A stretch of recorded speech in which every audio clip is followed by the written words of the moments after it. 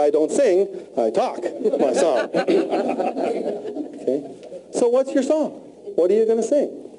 Well, it goes back to your purpose. What are your talents? What are you good at? What do you like to do? What's important to you? What do you feel like you should be doing? And then you try to grow your business based upon those principles, those fundamentals. So when you get up and do your business, you're doing it because it's part of your expression, you know. This is the note I can get to play in life. And then the second decision should be to find an ideal lifestyle and then choose your business. Figure out how you want to live first, and then make a decision to live that way, and then make the business conform to that, rather than having business and making your lifestyle conform to that.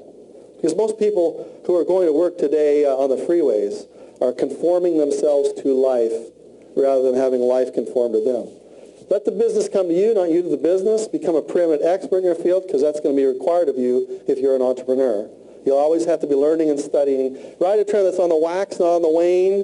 Whatever business you choose, whether information, widgets, or services you choose, if those three of those things, if they're heading in the tank, if the long-term trend is the baby boomers don't want it, then certainly, for heaven's sakes, get out of that business as quick as possible. Because it's on the wane. You're swimming upstream instead of flowing with the current. Don't be first, don't be last, be a copycat. Watch who's making it. Watch the people who climb the cliffs. Figure out the secret routes to the top of the mountain and follow where they go. You know, it's pretty dangerous to be climbing cliffs yourself until somebody's figured it out. No se habla employees. That means I don't speak employees.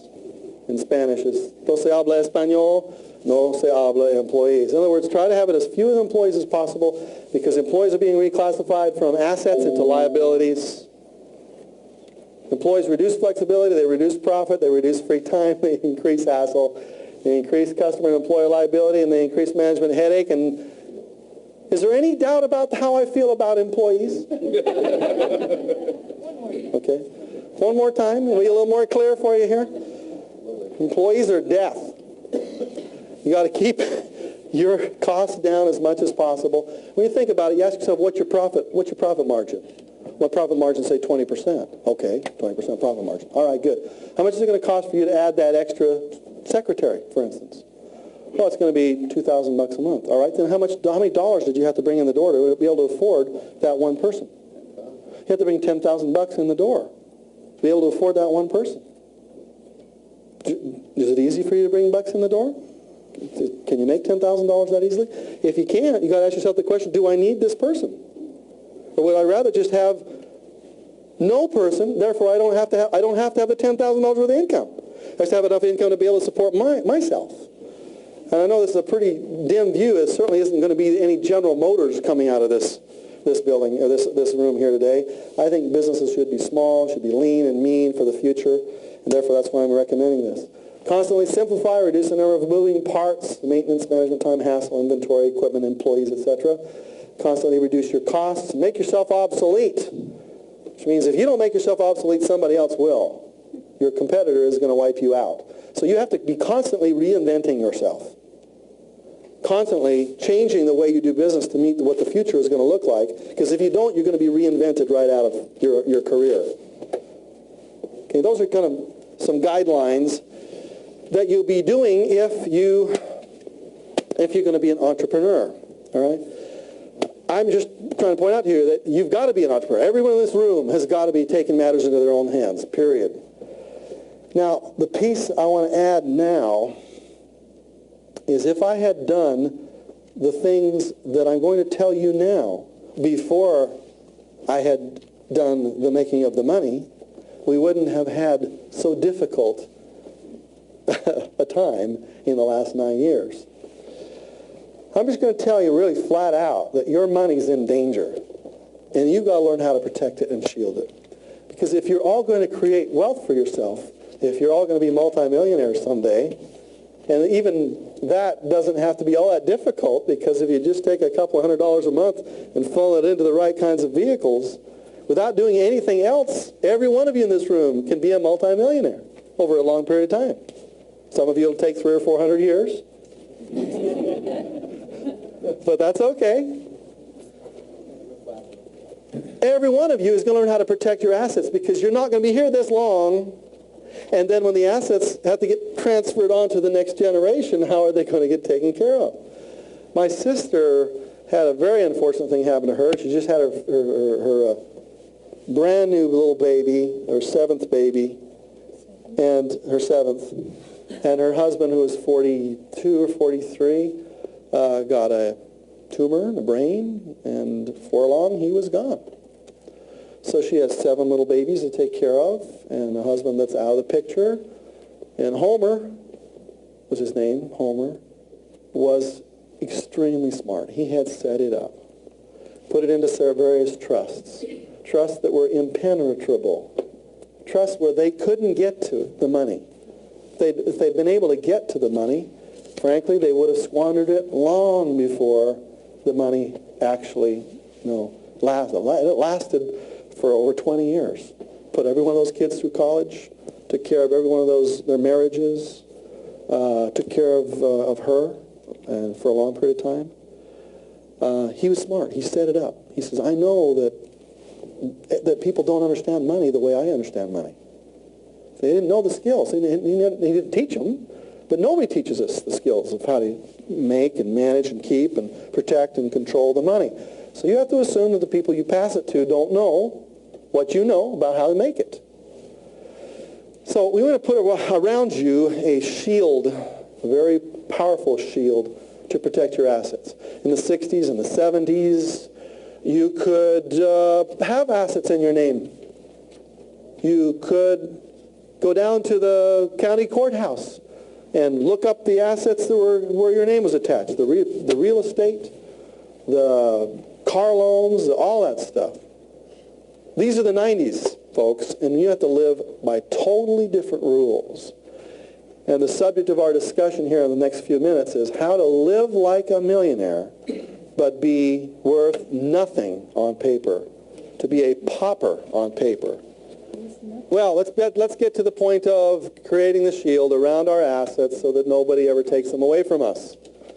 And you have to start to think in a very defensive mode because the future is going to be filled with lawsuits, or they'll stem the tide of lawsuits, right?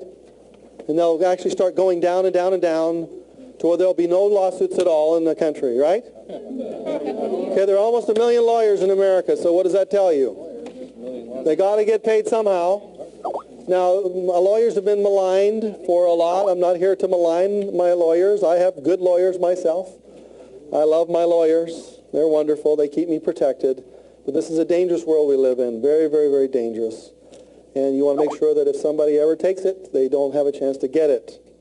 So if you were to try to look at my financial picture today, you'd not find much there.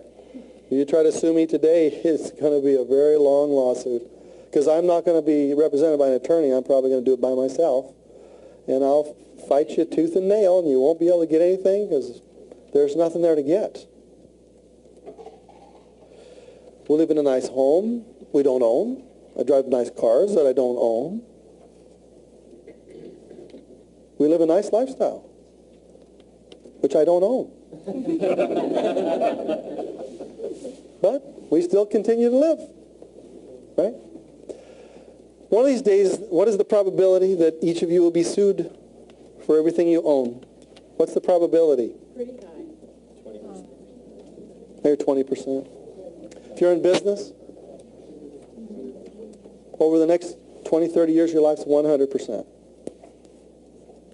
I'm making my estimation on that. Maybe I'm just a little gray or black about the prospects, but I believe that it's going to be very, very high. Over a period of time, it's going to be 100%.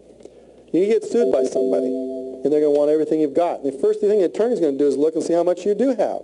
Is it worth suing for? If you've got good insurances, maybe they'll sue you just to get to the insurance. So there are some things you can't hide behind because you need to be insured, obviously. But you have to be careful where you pile your assets up. It should not be anything in your own name. It should be the names of businesses and corporations and DBAs, doing business as.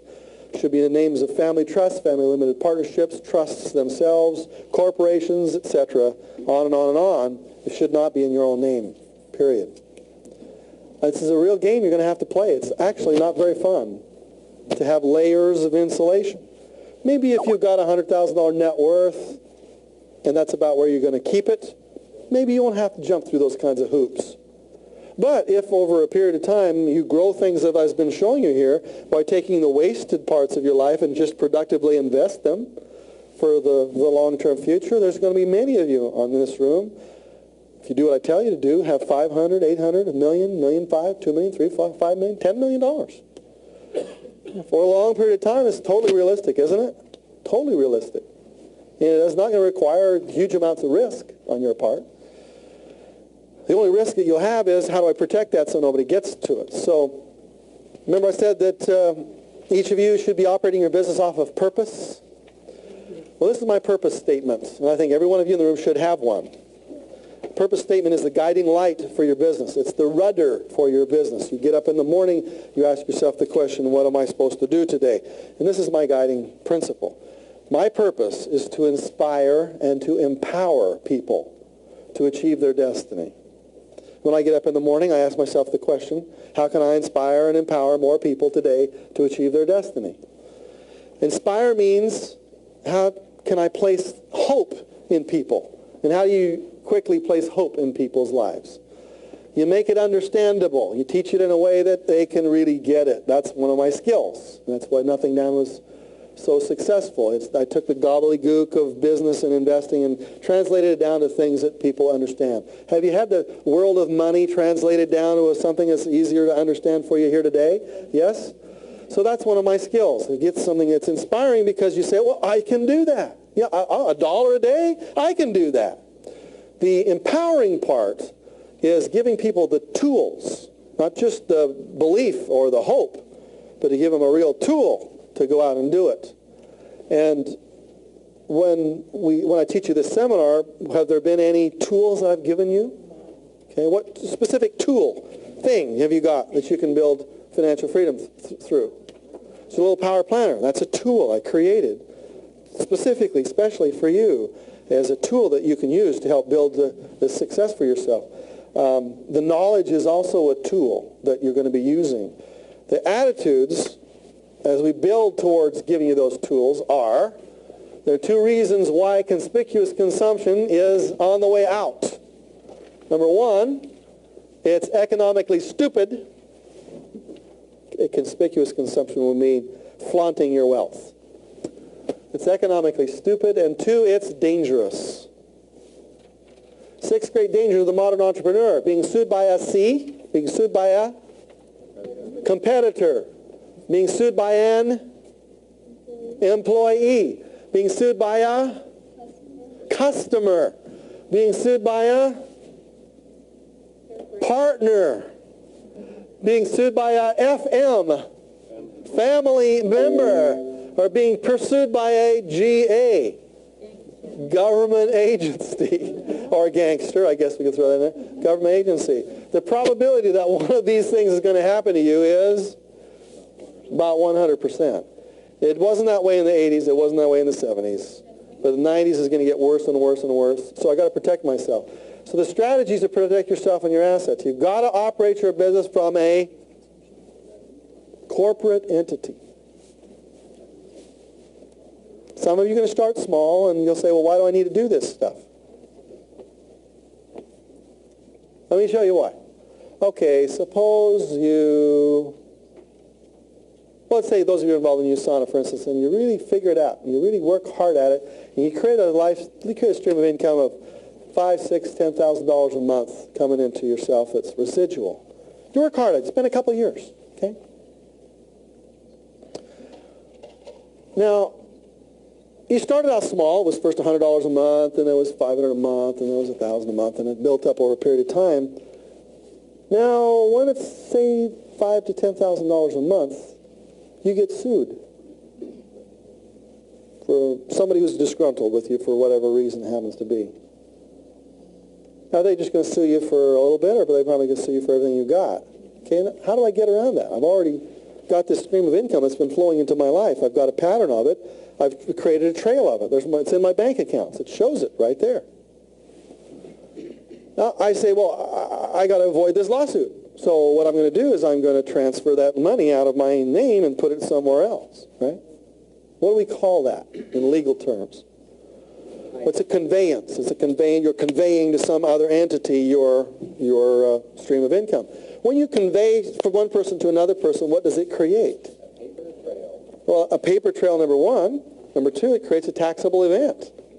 If I sell this business to somebody else over there, I've created a taxable event. I start from zero. I build it up to this. Now I sell it to them. I'm going to have to pay taxes on it.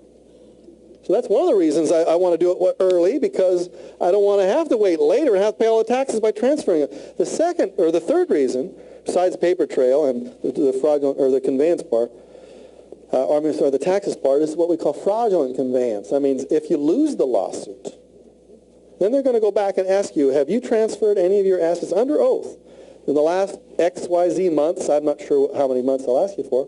Have you transferred any assets to somebody else in the last 6 months?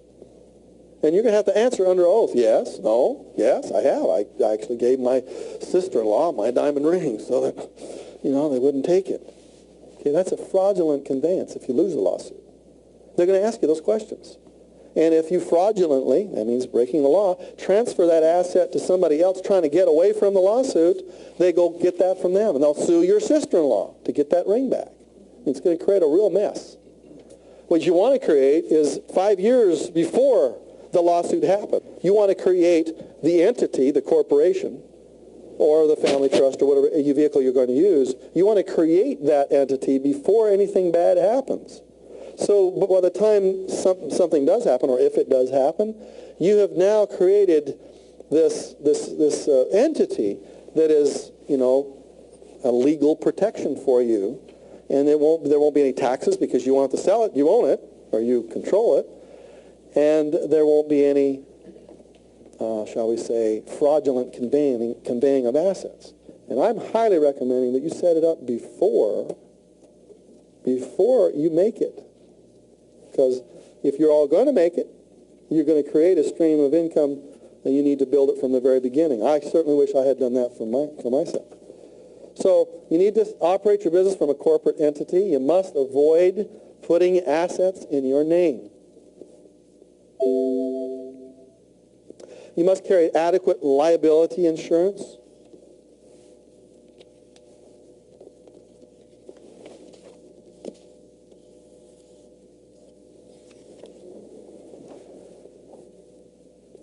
Money rules. Money rule. I prepare today for the blank of tomorrow.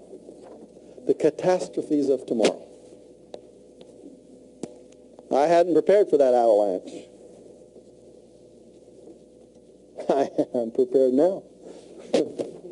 I prepared for the catastrophes of tomorrow. Money rule. I build a blank around my assets. I build a financial fortress around your assets.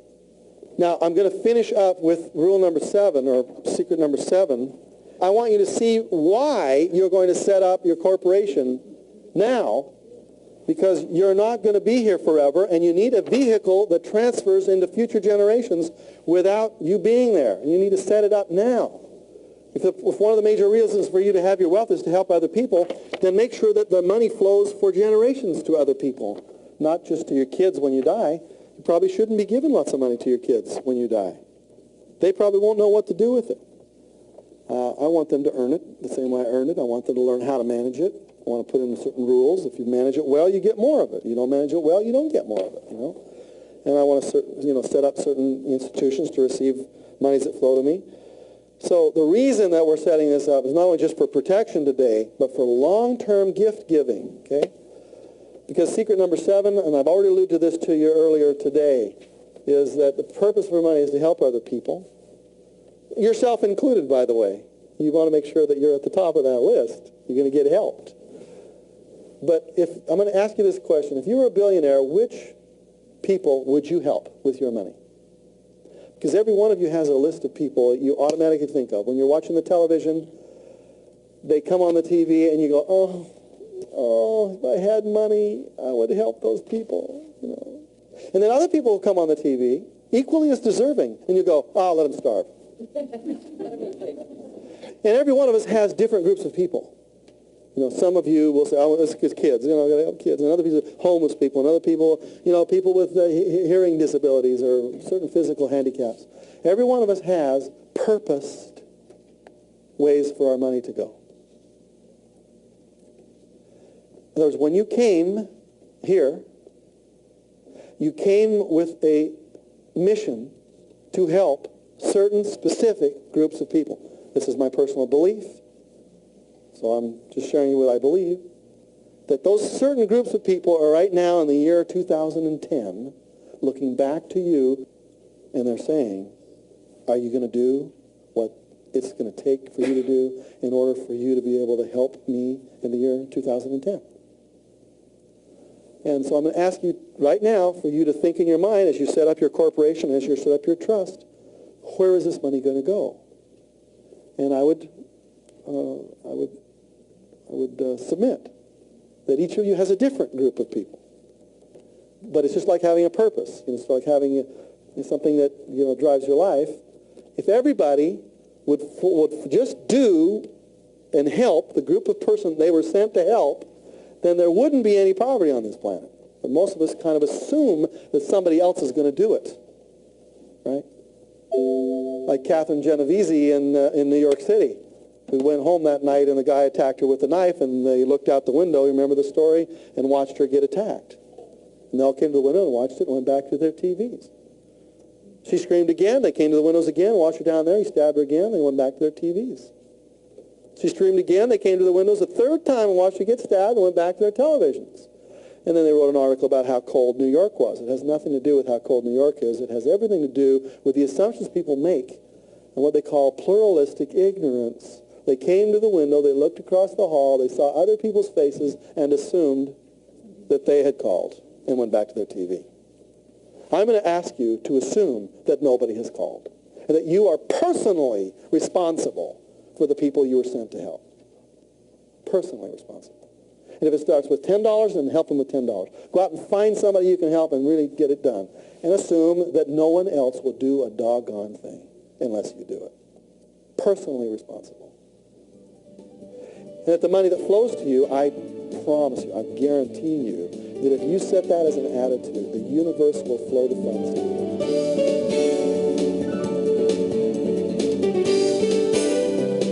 Don't be first, don't be last, be a copycat. Watch who's making it. Watch the people who climb the cliffs. Figure out the secret routes to the top of the mountain and follow where they go. It's pretty dangerous to be climbing cliffs yourself until somebody's figured it out. No se habla employees. That means I don't speak employees. In Spanish, it's no se habla español, no se habla employees. In other words, try to have it as few employees as possible because employees are being reclassified from assets into liabilities. Employees reduce flexibility, they reduce profit, they reduce free time, they increase hassle, they increase customer and employer liability, and they increase management headache. And is there any doubt about how I feel about employees? Okay. One more time, will be a little more clear for you here. Employees are death. You got to keep your costs down as much as possible. When you think about it, you ask yourself, what's your profit margin? What profit margin? Say 20%. Okay, 20% profit margin. All right, good. How much is it going to cost for you to add that extra secretary, for instance? Well, it's going to be $2,000 a month. All right, then how many dollars did you have to bring in the door to be able to afford that one person? You have to bring $10,000 in the door to be able to afford that one person. Having a business and making your lifestyle conform to that. Because most people who are going to work today on the freeways are conforming themselves to life rather than having life conform to them. Let the business come to you, not you to the business. Become a preeminent expert in your field because that's going to be required of you if you're an entrepreneur. You'll always have to be learning and studying. Ride a trend that's on the wax, not on the wane. Whatever business you choose, whether information, widgets, or services you choose, if those three of those things, if they're heading in the tank, if the long-term trend is the baby boomers don't want it, then certainly, for heaven's sakes, get out of that business as quick as possible. Because it's on the wane. You're swimming upstream instead of flowing with the current. I don't sing, I talk my song. Okay? So what's your song? What are you going to sing? Well, it goes back to your purpose. What are your talents? What are you good at? What do you like to do? What's important to you? What do you feel like you should be doing? And then you try to grow your business based upon those principles, those fundamentals. So when you get up and do your business, you're doing it because it's part of your expression, This is the note I can get to play in life. And then the second decision should be to find an ideal lifestyle and then choose your business. figure out how you want to live first, and then make a decision to live that way, and then make the business conform to that, rather than, is it easy for you to bring bucks in the door? Can you make $10,000 that easily? If you can't, you got to ask yourself the question, do I need this person? Or would I rather just have no person, therefore I don't have to have the $10,000 worth of income. I just have enough income to be able to support myself. And I know this is a pretty dim view. It certainly isn't going to be any General Motors coming out of this building, or this room here today. I think businesses should be small, should be lean and mean for the future, and therefore that's why I'm recommending this. Constantly simplify, reduce the number of moving parts, maintenance, management time, hassle, inventory, equipment, employees, etc. Constantly reduce your costs. Make yourself